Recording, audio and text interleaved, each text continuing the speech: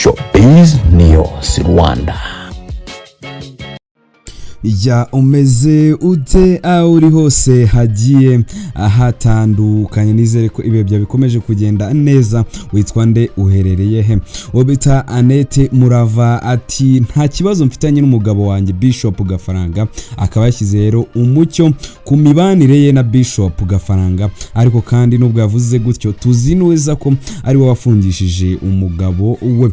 Uyu rero Annette Murava akaba ari umugore wa Zakari Habiyaremye uzwi cyane ku mbuga nkoranyambaga nka Bishop Gafaranga. Yahakanye yivuye inyuma amakuru avuga ko yaba afitanye ikibazo n'umugabo we ufunzwe. Avuga ko mu bihe by'imiraba nk'iyi yakuyemo amasomo yo gukomera no kumenya ko mu isoko buri wese acuruza kandi agacuruza uko ashaka. Ibingibi sinzi nimba ari ukubeshya cyangwa kuko niba ari ukuri, ariko amakuru avuga yuko uyu nguyu Annette Murava ari we warize umugabo we akamurega yuko amukubise amavi mu nda ndetse kandi kajya muhohotera mu gihe bari gutera akabariro. Rero sinzi niba yarabivuze cyangwa yaramureze akarisubiyeho none ati nta kibazo dufitanye. Kontreta ibintu bidahuye kabisa n'ibyo yaba yarigeze kuvuga.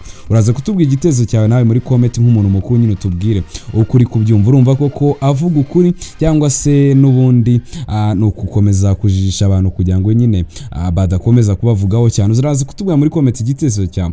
Hanyuma kandi ku rundi ruhande uwo bita King James uzwi nka Ruhumuriza James wamamaye mu muziki nka King James agiye kwizihiza isabukuru y'imyaka 20 amaze atangiye umuziki. 20 n'imyaka myinshi cyane kabisa. Ubwo ngubwo bivuze ko yatangiye umuziki za 2006 hafi aho ngaho. Ubwo nyine wanamubwira uti congratulations muri comment King James niba aramukunze, ariko kandi nanone wamukundiye ku iyo ndirimbo. Witwa nde, udukurikira uherereye he? Uze kwibuka ubitubwire muri comments. Hanyuma kandi uwo bita Coach Gael nyuma y'amezi ane gusa Abraham giye hanze, ni Colorful Generation ya Bruce Melodie imaze kumvwa inshuro zirenga miliyoni 40 ku mbuga zitandukanye zicuruza umuziki. Ni intsinzi rero itumye Coach Gael umwe mu bayihagarariye yishongora ku bamunenze ubwo yinjiraga mu ruhando rw'umuziki. Ku rundi ruhande kandi uwo bita bamwita DJ Brian nyuma y'imyaka 2 ahuriye n'uva gusenya Burayi, DJ Brian agiye kongera gusubirayo aho yatumiye kuzacuranga mu gitaramo kizabera Anderlecht mu Bubiligi ku wa 14 Kamena 2025. Ndaje turamburiza inkuru, ariko wibuke utubwire izina ryawe aho dukurikira uherereye. Iri Showbiz News Rwanda, nge nitwa Frere Rizi. Utubwire kandi muri iyi nkuru ugiriye utanga igitekerezo ndetse kandi niye nkuru yagushimishije. Inyunganizi iri bukenerwe man, ufite n'inyunganizi wayitugezaho ibintu bikakomeza kugenda bigenda fresh cyane. Ukore subscribe kugeza cyacu kwa umunsi ku munsi.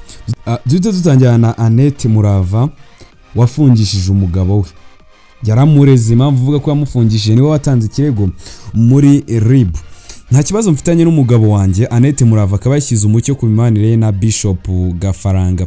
Annette Murava umugore wa Zakari Habiyaremye uzwi cyane ku mbuga nkoranyambaga nka Bishop Gafaranga yahakanye yivuye inyuma amakuru avuga ko yaba afitanye ibibazo n'umugabo we ufunzwe. Avuga ko mu bihe by'imiraba nk'iyi yakuyemo amasomo yo gukomera no kumenya ko mu isoko buri wese acuruza kandi agacuruza uko ashaka. Mu kiganiro cy'iminota 29 n'amasegonda 18 atambukije ku muyoboro wa YouTube, Murava yavuze ko urukundo bafitanye rukomeje kuba ruhamye ndetse ko ubuzima bwabo bw'umubano bwifashe neza nubwo umugabo we afunzwe by'agateganyo. Bishop Gafaranga yafunzwe ku wa 23 Gicurasi 2025 akatirwa gufunga iminsi 30 y'agateganyo n'urukiko rw'ibanze rwa Nyamata mu karere ka Bugesera mu gihe ategereje kuburana ku byaha akurikiranweho. Mu magambo yuzuyemo amarangamutima, Annette Murava yavuze ko ari kumwe n'abandi bantu barimo guca mu bihe bigoye, ariko yemeza ko we n'umugabo we bari kurushaho gukomera. Mu magambo yagize ati icyambere turakomeye kandi tumeze neza. Ndabizi abantu mudukunda mushobora kuba hari ibyo mwabonye bigiye bitandukanye, ariko tumeze neza kubera ko hari umuririmbyi wavuze ngo ubwo ubwami Yesu nkunda ndamahoro. Rero natwe turakomeye kandi tumeze neza. Murava yakomeje avuga ko nubwo hari amakuru yagiye atangazwa avuga ko urugo rwabo rufite ibibazo, we abona ari ibihuha bigamije kubasenya. Mu magambo nanone yagize ati mu by'ukuri nta kibazo dufite nkuko mwe mwabitekereje, ibindi niteguye kuzicarana nawe hano anyicaye iruhande tukabaganiriza, kuko rimwe na rimwe iyo uri wenyine wenda nkano kuri kamera ugomba kuba uri kumwe n'undi muntu wumva nyine wuzuye, ukumva ari umuntu ukuri hafi kugira ngo ubashe kuba wavuga ibintu byose. Yanagize ati kandi niba nta kiganiro twari twagirana ukaba ushobora kumara isaha yose uvuga cyangwa se kandi ntarigeze nkuganiriza, Bishop Gafaranga atarigeze akuganiza, ariko ukaba ufite ikintu uri kuvuga ntiturahura, wenda n'ishusho yawe n'isura yawe nshobora kuyibona muri iki gihe, irebe rero ubone ibyo bintu uri kuvuga. Ibigi nubwo agenda bivuga avuga ngo abantu bamutangaza amakuru y'ibihuha, amakuru ahari yaturutse muri RIB avuga yuko uyu nguyu Annette Murava ari we wiregeye umugabo. Turaje tubigereho tubirebe, natwe tuze gusesengura, nawe uze gusesengura tubwire ese koko urabona ibingibi Annette Murava ari kuvuga koko bifite ishingiro. Kuba nkoranyambagaze rero Annette Murava ntasiba kugaragaza urukundo n'icyifuzo cyo kongera kuba hafi y'umugabo we. Aherutse kwandika kuri Instagram agira ati Imana iri muri iyi nkuru, isengesho ryanjye, umutima wanjye n'ibitekerezo byanjye biri kumwe nawe. Gusa nubwo akomeje gushimangira ko nta kibazo afitanye n'umugabo we, niwe ubwe wareze Bishop Gafaranga kuwa 29 Mata 2025 amushinja kumukubita amavi mu nda no kumuniga kugeza ataye ubwenge. Yabwiye urwego rw'igihugu rw'ubugenzacyaha RIB ko asanzwe ahohoterwa n'umugabo we, haba mu magambo no mu bikorwa, by'umwihariko mu gihe cy'imibonano mpuzabitsina. Nyuma yaho Bishop Gafaranga atawe muri yombi, Murava yaje kujya kumusura baraganira, ndetse umugabo amusaba imbabazi. Mu gihe rero ataramenyekana igihe urubanza ruzatangira mu mizi, Annette Murava akomeje kugaragaza ko agifitiye urukundo rukomeye umugabo we kandi yiteguye gukomeza kumuba hafi 100%. Coach Gael ari kubyinira ku rukoma nyuma yaho album ya Bruce Melodie yujuje miliyoni 40 z'abayumva. Ubutumwa yanyuje ku mbuga nkoranyambaga ze, Coach Gael yanditse amagambo agira ati twaje kwica umuziki, aherekesha ifoto igaragaza urutonde rw'imbuga zagaragaje ko iyi album imaze kumva inshuro zisaga 40. Uyu mugabo udasanzwe mu bucuruzi no guteza imbere impano yongeye kubwira abamugeraga amajanja ko aho kwica umuziki nk'uko babivugaga, ahubwo yawubyukije kandi ko ari kuwucuruza.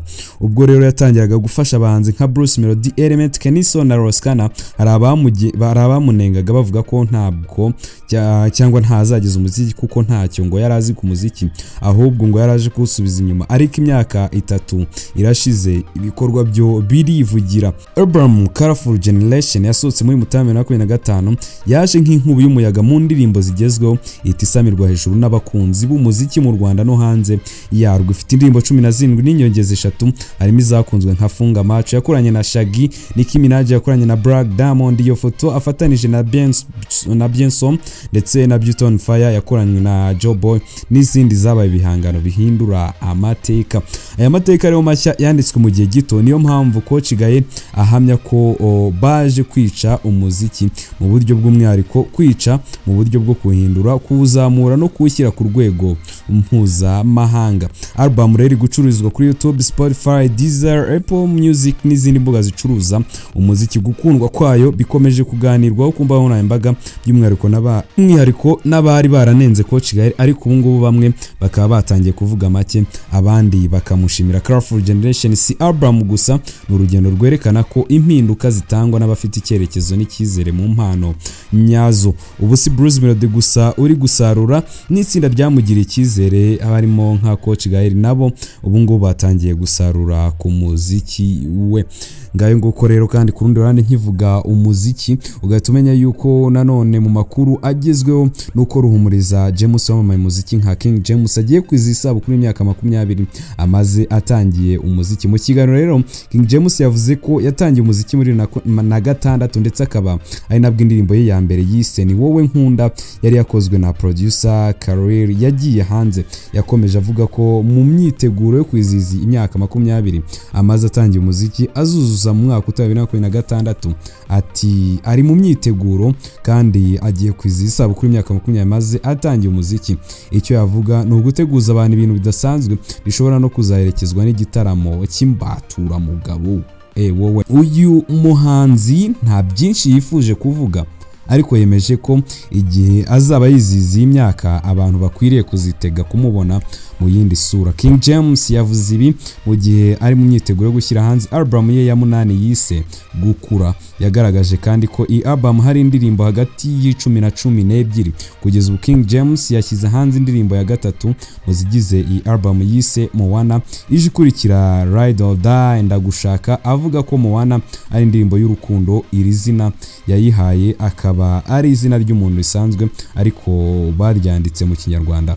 Moana mu buryo bw'amajwi yakozwe na Package, mu gihe amashusho yakozwe na Meddy Sara, igaragaramo umutoni wa Son Nadia ari mu bakinnyi ba filimi bagezwe mu by'umwihariko mu yitwa Umuturanyi. Ubu rero usigaye uri gukora ibya hosting mu tubari tugiye dutandukanye.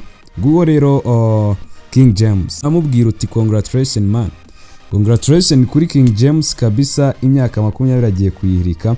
Ejo bundi 2026 iraba yuzuye. DJ Brian nyuma y'imyaka 2 rero ahure n'uva gusenya Burayi agiye gusubirayo. DJ Brian umaze kubaka izina mu muziki mu kuvanga umuziki mu Rwanda agiye kwerekeza i Burayi nyuma yuko muri 2022 yari yagiyeyo ariko ahurirayo n'ibibazo bikomeye cyane. Mu mpera za 2022 nibwo DJ Brian yerekeje i Burayi. Icyakora ubwo DJ Brian yajyaga gucurangira mu Budage yagiranye ikibazo n'abamutumiye bananiwe kumwitaho, birangira gusubira mu Bubiligi aho yari yashyikiye bimugora n'akazi yari afite kuwa 31 Ukuboza 2025 kangirika gatyo kuko yagira ikibazo mu nzira bituma ahagera kwa mbere Mutarama 2025. Ubwo rero yarageze i Kigali muri Mutarama 2023 DJ Brian yabwiye abanyamakuru ko ikibazo yahuriye nacyo i Burayi byatewe n'abari bamutumiye batagize ubunyamwuga, bituma kuva mu Budage asubira mu Bubiligi bimugora ndetse binamwicira akazi. DJ Brian ni umwe mu ba DJ bagezweho mu Rwanda b'igitsina gore ndetse afite amateka yahariye mu buzima bwe kuko mu bwana bwe yabayeho nabi akabaho kandi nk'inzerezi. Uyu mukobwa rero ubusanzwe yitwa Gateka Brian, akaravutse 1996, akaravukiye muri Kenya aza mu Rwanda ari umwana kurira muri Kimihurura hariya hirya. Yasoje rero amashuri yisumbuye 2013, yatangiye kwiga ibijyanye no kuvanga imiziki 19 muri Mata. Yari yarabanje kubyigira muri Kenya nyuma aje mu Rwanda. Ndabakunda cyane, nitwa Frere, ko subscribe na follow kutazacikwa umunsi ku munsi. Share out.